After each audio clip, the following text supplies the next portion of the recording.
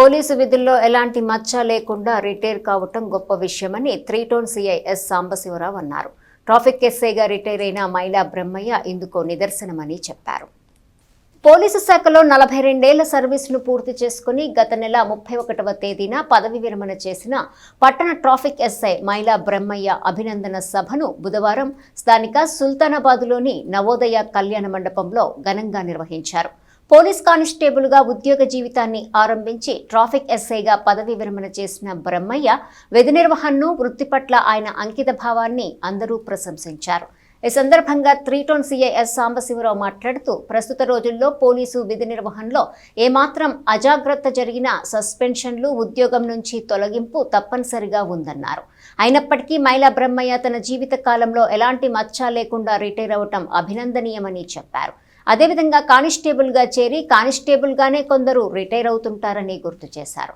మైలా బ్రహ్మయ్య ఎస్ఐగా పదోన్నతి పొందారని, చివరి ఏడాది కూడా అంకిత భావంతో విధులు నిర్వహించారని కొనియాడారు.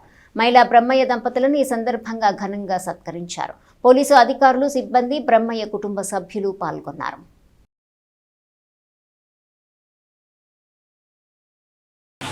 పోలీస్ డిపార్ట్మెంట్ లో ఎలాంటి మచ్చ లేకుండా రిటైర్ అవటం అనేది దేవుడిచ్చినటువంటి వరం.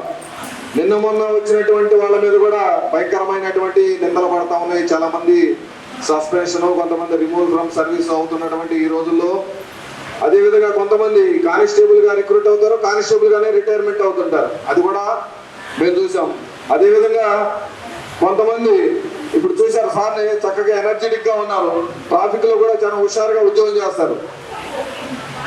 42 సంవత్సరాల సర్వీస్ లో మనకేముందులే, చివర ఒక సంవత్సరం రోజులు ఎంజాయ్ చేద్దాంలే, లేకపోతే పక్కకెళ్ళి లూప్ లైన్ ఏడన్నా పోదాంలని అనుకుంటారు.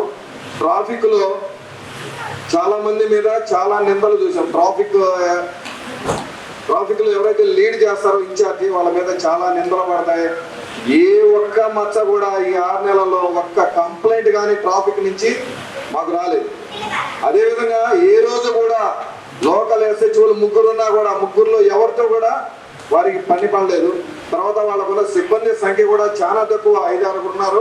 వాళ్ళతోనే ఎప్పుడు కూడా రౌండ్ ద క్లాక్ రోడ్డు మీద ఉంటూ ఎలాంటి రోడ్డు ప్రమాదాలు జరగకుండా, ఎలాంటి ట్రాఫిక్ వైలేషన్ జరగకుండా, ఎవరికి ఇబ్బంది లేకుండా, ఎవరి చేత ఒక మాట అనిపించుకోకుండా ఒక మంచి మనిషిలాగా, మంచి వ్యక్తిత్వం కలిగినటువంటి మనిషిలాగా పేరు తెచ్చుకొని రీసెంట్ గానే మా డిఎస్పీ గారి చేతుల మీద ఘన సన్మానం చేయించుకున్నారు. ముఖ్యంగా వీరిలో గమనించింది ఏంటంటే,